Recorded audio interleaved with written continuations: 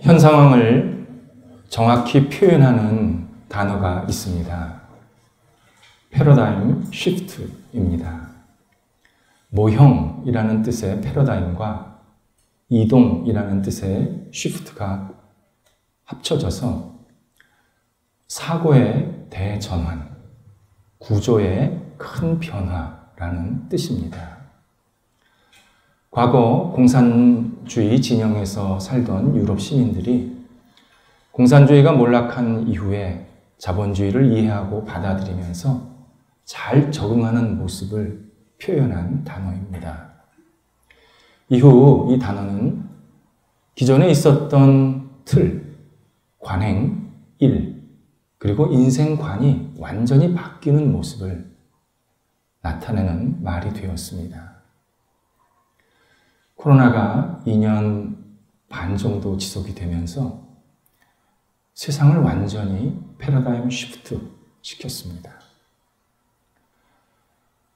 기존의 산업은 배달과 이동성으로 변했습니다.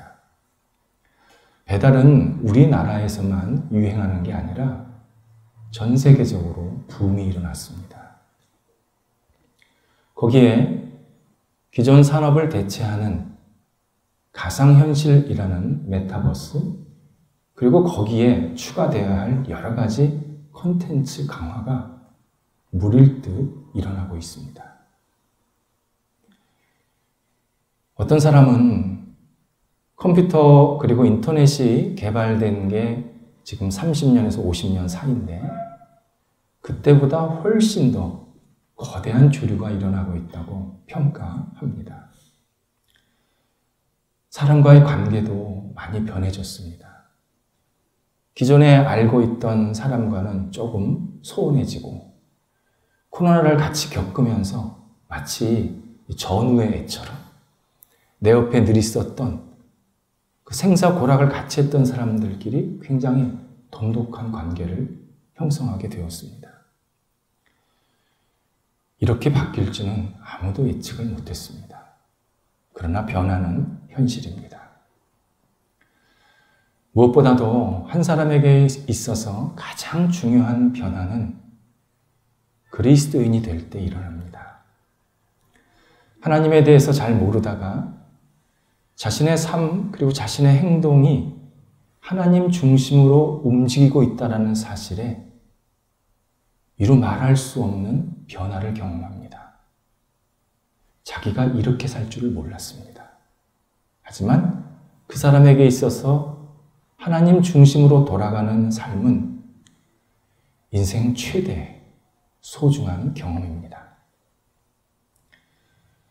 반면 세상은 인간 중심이다, 인간이 세상의 척도이다 라고 생각하는 것을 인본주의적 세계관이라고 말합니다. 인본주의적 세계관은 인간이 모든 것의 기준이 될 뿐만 아니라 결국은 나 자신이 세상의 중심이다. 세상은 나의 유익을 위해서 존재하는 것이다. 이렇게 생각하게 됩니다. 인본주의 세계관을 잘 알려주는 노래가 하나 있습니다.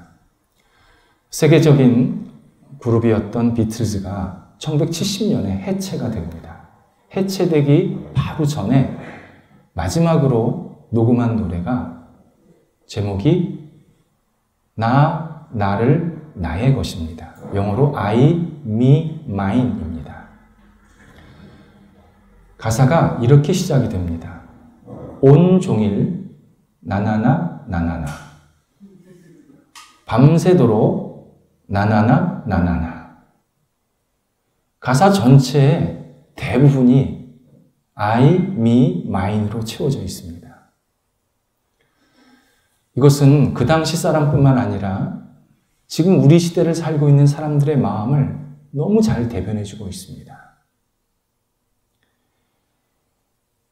비틀즈는 이 노래를 마지막으로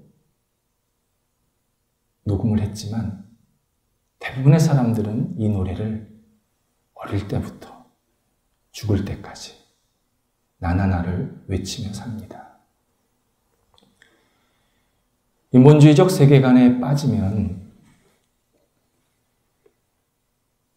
아무리 좋은 일이 있더라도 나한테 도움이 되지 않으면 의미가 없습니다. 나에게 유익이 되면 그건 무조건 좋은 겁니다. 세상이 뒤집어져도 내가 편하면 그 세상은 괜찮은 겁니다. 반대로 세상이 안정되었지만 내가 불편하면 그 세상은 굉장히 나쁜 세상입니다. 인본주의적 세계관을 성경은 자주 다양한 모습으로 언급을 해주십니다. 그리고 하나님은 인본주의적 세계관에 빠진 사람을 강력하게 경고하십니다. 대표적으로 다니엘서에 이런 내용이 나옵니다. 지금은 항목이 바뀌었지만 오랫동안 세계적으로 7대 불가사의라는 그 7개의 불가사의한 것 중에 바벨론 공중정원이 있었습니다.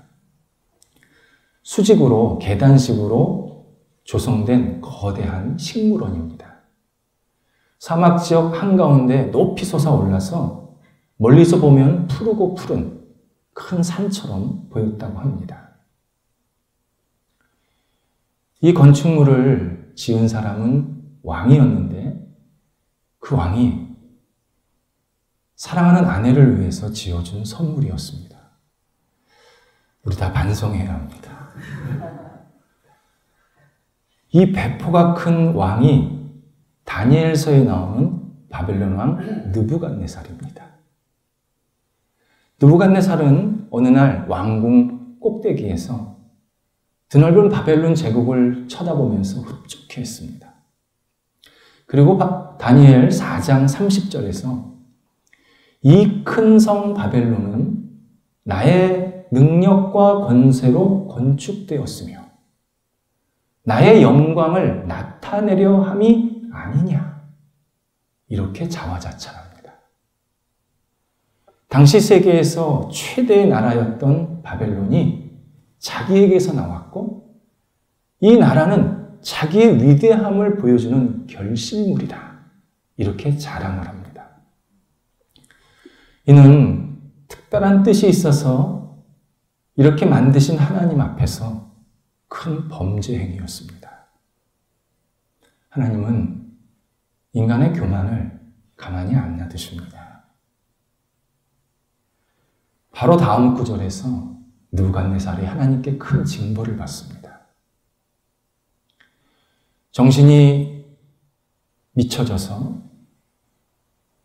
네 발로 기어다니게 되고 그리고 수년 동안 들짐승들과 함께 지내게 됩니다. 이 세상은 나의 능력을 나타내고 내가 중심이고 나를 위대하게 만드는 그러한 결과물이 아니냐라고 생각하는 이 생각, 이것이 인본주의적 세계관이고 이것은 하나님 앞에 큰 잘못된 견해라는 것을 분명히 말씀하고 있습니다. 하나님은 인본주의 세계관을 가진 사람을 그냥 가만히 놔두시지를 않습니다. 지금 우리 주변에 그런 분들이 너무 많아서 잘 사는 것처럼 보이는데 절대 가만히 놔두시지 않겠다고 성경에서 분명히 경고하십니다. 반면 인본주의적 세계관과 반대되는 견해가 기독교적 세계관입니다. 기독교적 세계관은 하나님이 모든 것의 중심이다. 세상의 모든 것은 하나님의 영광을 위해서, 하나님을 드러내기 위해서 존재한다. 이런 견해입니다.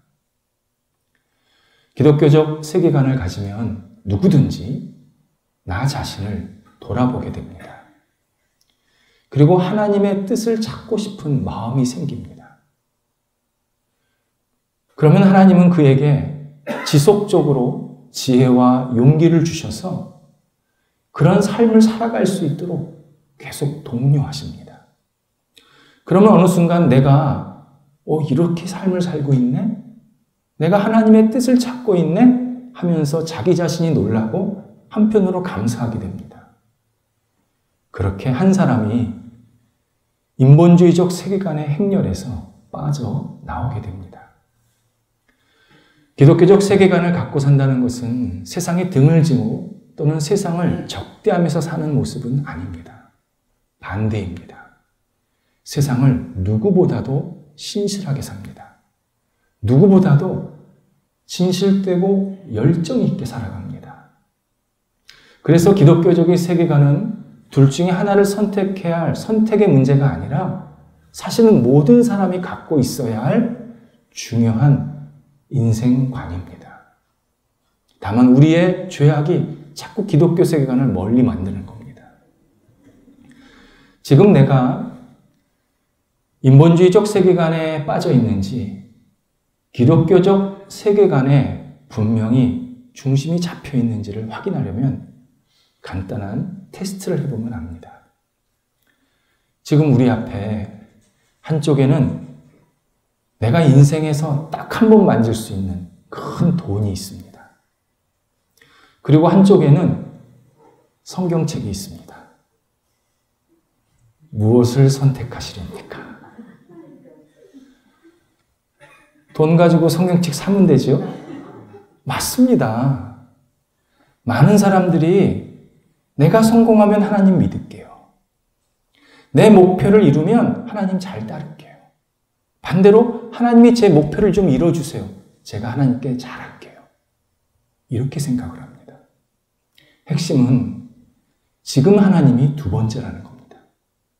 지금 두 번째는 앞으로 두 번째 될 가능성이 굉장히 높습니다. 안타깝기도 하고 한편으로는 너무 감사한 일은 하나님이 첫 번째 된 사람들의 공통점이 있습니다. 인생에 큰 시련과 아픔을 경험했을 때 하나님을 생각하면서 하나님과 함께 극복한 사람, 하나님 안에서 승리를 경험한 사람은 하나님이 첫째가 됩니다. 그때부터 고백이 하나님, 제 인생에서 하나님이 최우선입니다. 하나님의 영광을 돌리는 삶이 되고 싶습니다. 이런 고백을 하게 됩니다. 바울이 36절에서 기독교적 세계관의 정수를 고백하고 찬양하고 있습니다. 본문에 나오는 만물은 세상에 존재하는 모든 것을 말합니다. 그래서 만물 대신에 나를 대신 집어넣어서 읽으면 뜻이 명확해집니다. 나는 주에게서 나왔고 나는 주로 말미암으며 나는 주께로 돌아갑니다. 이렇게 풀이가 됩니다.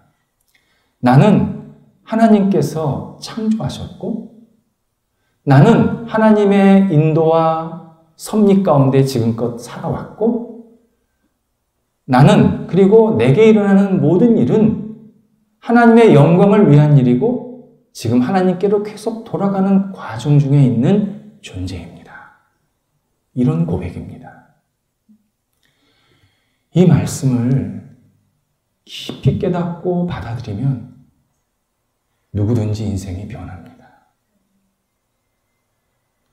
이 말씀은 우리를 가만히 놔두지를 않습니다. 대표적으로 종교개혁 시대의 개혁자들이 그랬습니다. 당시 개혁자들은 굉장한 뛰어난 인물이었고 또 석학들이었습니다. 그 시대를 이끌어가는 사람들이었습니다. 근데 그들이 어떤 생각을 가지고 있었냐면 세상의 중심은 교황이고 조직이고 법이다. 그런 분명한 생각을 가지고 순응하면서 살았습니다. 그런데 하나님께서 큰 역사가 있으셔서 그들이 오늘 본문의 말씀들을 정말 누가 이거 읽으라고 한 게 아니라 순차적으로 돌아가면서 계속 읽게 됩니다. 지역이 다른 지역들에서. 그리고 이 본문을 깊이 깨닫고 받아들이면서 세상의 중심이 하나님이시구나 분명히 알게 됩니다. 그러면서 하나님이 세상의 중심이라면 가장 중요한 하나님의 뜻은 무엇일까를 찾게 되는데 그 하나님의 뜻의 요체인 예수님이 십자가에 돌아가신 사건, 복음을 재발견한 겁니다.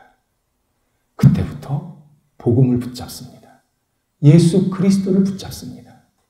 그리고 사람들에게 그 예수 그리스도, 복음, 우리의 죄인됨을 계속 전하게 되는 겁니다. 개혁자들이 자주 썼던 단어가 있습니다. 라틴어로 솔라, 우리나라 말로 오직이라는 뜻입니다. 솔라 피데, 오직 예수님을 믿음으로 우리는 구원을 받는다. 솔라 그라치아, 오직 예수님을 은혜로 우리가 이 땅을 살 수 있고 구원을 받을 수 있다. 솔라 스크립추라, 오직 예수의 말씀을 붙잡고 살아야 우리가 세상 속에서 승리할 수 있다. 솔리데오 글로리아, 오직 하나님의 영광을 위해서 살아야 할 존재가 바로 우리 인간들이다. 이것을 계속 사람들에게 전하게 됩니다. 이 말씀은 제 개인에게도 굉장히 중요한, 정말 제 인생을 완전히 뒤바꿔 놓은 말씀이었습니다. 제가 지금보다 훨씬 젊은 시절 하고 싶은 게 되게 많았습니다. 근데 하나님께서 제게 계속 질문을 던지시는 겁니다. 너에게 궁극적인 의미가 있는 일은 무엇이냐? 잘 확신이 안 섰습니다. 뭐가 나한테 궁극적일까? 그런데 오늘 본문을 접하게 하셨습니다. 그리고 본문을 깊이 묵상하면서 이 말씀을 제 영혼 속에 받아들이니까 제 앞이 달라보였습니다. 제가 새롭게 시작해야겠다. 다시 출발해야겠다. 시작점을 허락해 주셨습니다. 하나님을 중심으로 살아가는 사람들은 인생에 있어서 너무 많은 복을 받고 삽니다. 그런데 크게 두 가지 유익이 있습니다. 첫 번째는 내가 사는 목적이 분명해집니다. 성경에서 가장 심오한 진술이 창세기 1장 1절입니다. 태초에 하나님이 천지를 창조하시니라. 이 짧은 구절에 엄청난 진리들이 담겨져 있습니다. 그 진리들 중에 하나가 태초에 세상에 시간이라는 개념이 없을 때, 곧 영원 전에 하나님이 홀로 계실 때가 있었습니다. 하나님은 완전하고 영광스럽게 존재하고 계셨습니다. 성부, 성자, 성령의 사귐 안에서 거룩한 빛 가운데 존재하셨습니다. 아쉬움, 부족한 것 하나도 없으셨습니다. 그러던 어느 순간 하나님이 세상을 창조하기로 계획하십니다.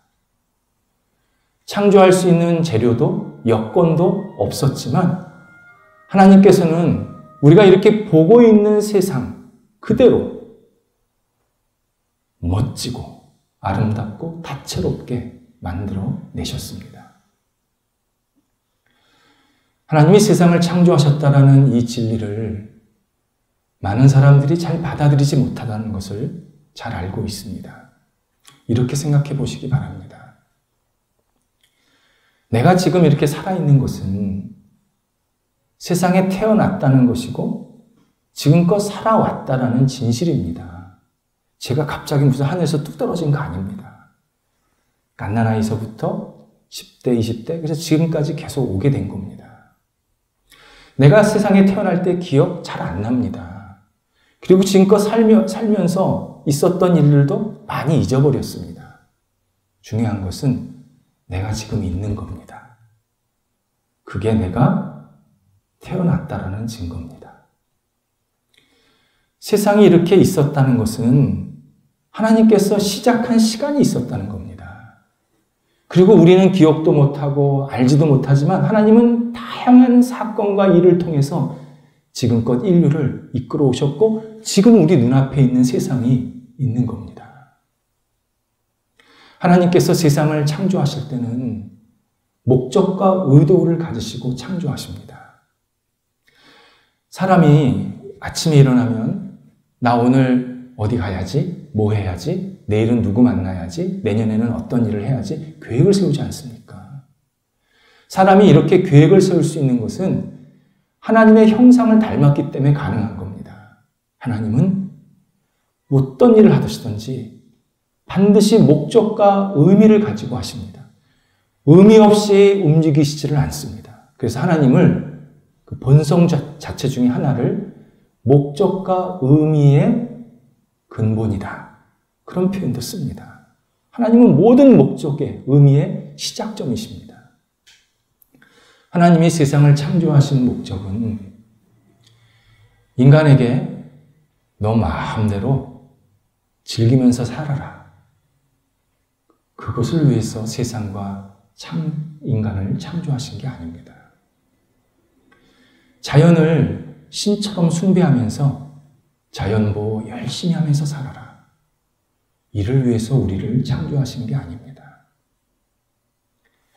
네 마음대로 마구잡이로 개발하고 마구잡이로 세상을 초토화시켜서 네 욕심 한번 제대로 채워봐라. 이것은 더더욱 하나님의 창조의 목적이 아닙니다. 하나님께서 세상 그리고 인간을 창조하신 이유는 하나님의 영광입니다. 홀로 계셔도 충분했지만 누군가를 만들어서 무엇인가를 만들어서 함께 당신의 영광을 누리고 싶으셨습니다. 그래서 인간이든 세상이든 하나님의 영광을 돌리면 그들도 너무너무 기뻐하고 행복해하게 만들고 하나님도 기뻐하며 자족한 모습으로 이 땅을 섭리하기를 원하셨습니다. 그래서 하나님은 인간들에게 다양한 재능과 열정과 능력을 주신 겁니다.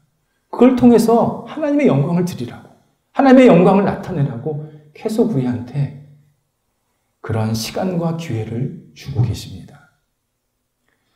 일부 사람들은 자신에게 있는 능력, 재능이 나에게서 나왔고 자신의 노력의 결과물이라고만 생각합니다. 그러면서 하나님은 계시지 않다. 무슨 하나님이 나한테 재능을 줬느냐? 이렇게 하나님을 거부한다든지 하나님이 없는 것을 증명하려고 하는 노력을 합니다. 이러한 모습 자체가 하나님이 계시다라는 반증입니다. 먼저 하나님께서 우리에게 능력을 주셨기 때문에 내가 이렇게 살아갈 수 있다는 것을 내가 자꾸 거부하는 것 자체가 하나님이 계시다라는 겁니다.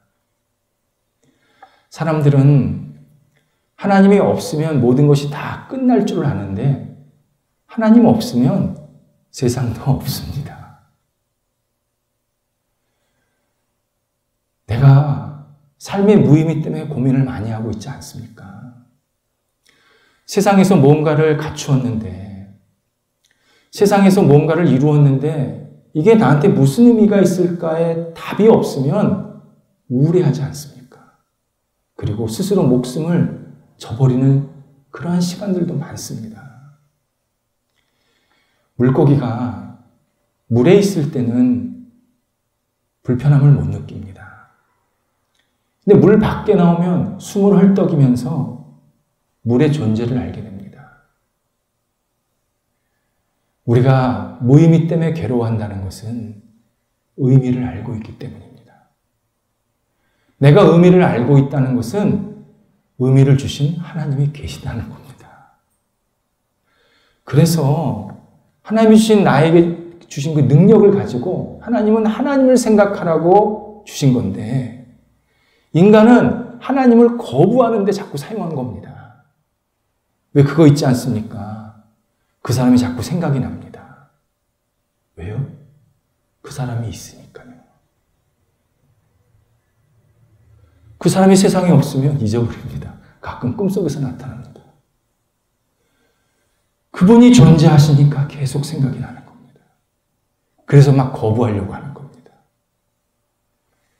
하나님이 존재하시기에 우리는 무의미도 느끼고 의미도 알게 되고 인생을 잘 살고 싶은 마음도 계속 생기는 겁니다. 하나님은 당신의 영광을 위해서 우리에게 소원을 주실 때가 있습니다. 이것은 하나님을 믿던 안 믿던 관계없이 의미 있는 소원입니다. 하나님께 예배하고 싶은 마음이 생깁니다.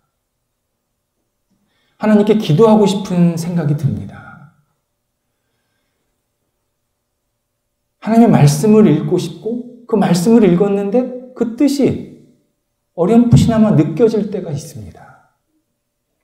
여태까지는 나밖에 몰랐는데, 우리 가정밖에 몰랐는데 자꾸 내 관심이, 내 눈이 주변 사람들, 다른 가정들, 저 사람들은 어떻게 살까? 저 사람들이 좀 잘 살아야 되지 않을까? 이런 관심을 가질 때가 있습니다. 이런 의미 있는 소원이 내 안에서 나왔다고 생각하면 큰 오산입니다. 의미 있는 소원은 의미의 근원이신 하나님이 주시는 겁니다. 그때 그 소원에 따라서 순종하셔 가야 그때 내 영혼 속에 기쁨과 감사가 차고 넘쳐납니다.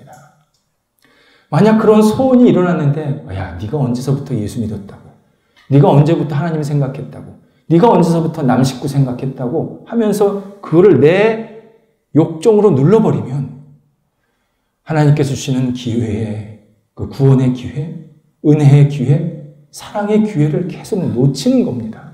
그럼 나중엔 그 기회가 생기지가 않습니다. 또 하나, 우리가 하나님께 소원을 구할 때가 있습니다. 특히 신앙인들이 그렇게 구할 때가 있습니다.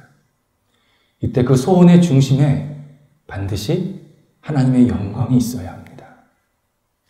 자녀가 잘 되기를 바랄 수 있습니다. 이때 하나님의 영광이 드러나는 한계 내에서 잘 되기를 기도하셔야 합니다. 그렇지 않으면 자녀의 우상에 빠집니다. 내가 성공하기를 간절히 원할 수 있습니다. 이때 하나님의 영광이 나타나는 범위 내에서 성공하기를 기도하셔야 합니다. 그렇지 않으면 자만으로 이어집니다. 내가 은혜를 크게 누리고 싶습니다. 은혜를 많이 받고 싶습니다. 그때 하나님의 영광의 깊이가 드러나는 범위 내에서 은혜를 받도록 기도해야 합니다. 그렇지 않으면 영적인 우월감에 빠집니다. 하나님의 영혼이, 하나님께서 우리의 영혼의 중심에 계시면 우리는 계속해서 하나님의 영광을 생각할 수밖에 없고, 그 사람은 결국 인생의 목적이 분명하게 앞을 향해 나아갈 수 있게 됩니다. 또 하나, 하나님이 중심이 된 사람은 자신의 삶의 책임성이 선명해집니다. 내가 하는 모든 언행은 하나님 앞에서 한다고 생각하기 때문에 불의하거나 잘못된 행동을 쉽게 하지 않습니다. 사람들은 내가 하는 행동을 하나님이 보시지 않는다고 생각하기 때문에 항상 잘못된 행동을 하는 겁니다. 안타까운 일은 신앙생활 하신다고 하시는 분들이 여기 가서는 이 사람 욕하고 저기 가서는 저 사람 욕하는 모습을 보게 됩니다. Please, 예수 그리스도의 사랑으로 권면합니다. 멈추셔야 합니다. 이것은 본인의 중심 속에 아직 하나님이 계시지 않다는 것을 확인해 주는 겁니다. 하나님을 중심으로 살면 그 사람의 삶의 결이 달라집니다. 성숙합니다. 이것은 역사 속에서 너무 많이 알려주었습니다. 하나님이 중심을 살았던 사람들이 사람들과 한 약속을 하나님과 한 약속처럼 지켰습니다. 그래서 시작된 게 자본주의입니다. 자본주의의 핵심, 가장 밑바탕에 깔린 게 신뢰입니다. 신뢰가 깨지면 자본주의도 깨지는 겁니다. 하나님을 중심으로 사는 신실한 그리스도인이 있는 한 자본주의는 계속 갈 겁니다. 자본주의가 세상의 최고의 체제는 아닙니다. 자본주의가 천국의 체제는 아닙니다. 그런데 연약한 사람들이 모여서 사는 최선의 체제가 자본주의입니다. 그래서 자본주의가 기독교 신앙에서 나온 겁니다. 하나님을 중심으로 사는 사람들이 복으로서 자기에게 권력이 왔을 때 그 권력을 다른 사람과 나누었습니다. 다른 사람들에게 기회를 줬습니다. 공의로운 잣대로 모든 사람을 대하기 시작했습니다. 그래서 시작된 것이 민주주의입니다. 하나님을 중심으로 살면 하나님은 그를 통해서 그가 속해 있는 사회나 모임을 성숙한 모습으로, 더 나은 모습으로 살아가게 하는 밑바탕이 되게 만드십니다. 하나님을 중심으로 사는 사람의 인생은 그의 영혼은 풍성해지고 그의 가정은 믿음의 뿌리가 깊어지고 그가 만나는 사람, 그가 속해 있는 모임에는 구원을 전할 뿐만 아니라 선한 영향력을 미치는 사람이 되게 하십니다. 세세 무궁토록 영광이 하나님께 있을지어다. 아멘. 이 고백은 모든 사람이 해야 할 고백인 동시에 우리가 이 땅에 살아가는 목적입니다. 내가 잘 살고 싶으면, 정말 내가 의미 있게 이 땅을 잘 마무리하고 마지막까지 하나님 나라에 안기고 싶다면 이 찬송을 매일매일 고백해야 합니다. 세세 무궁토록 영광이 하나님께 있을지어다. 아멘. 이 고백은 유대인이나 비유대인이나 어린 사람이나 나이 드신 분이나 여성이나 남성이나 모든 사람들이 고백해야 할 찬송입니다.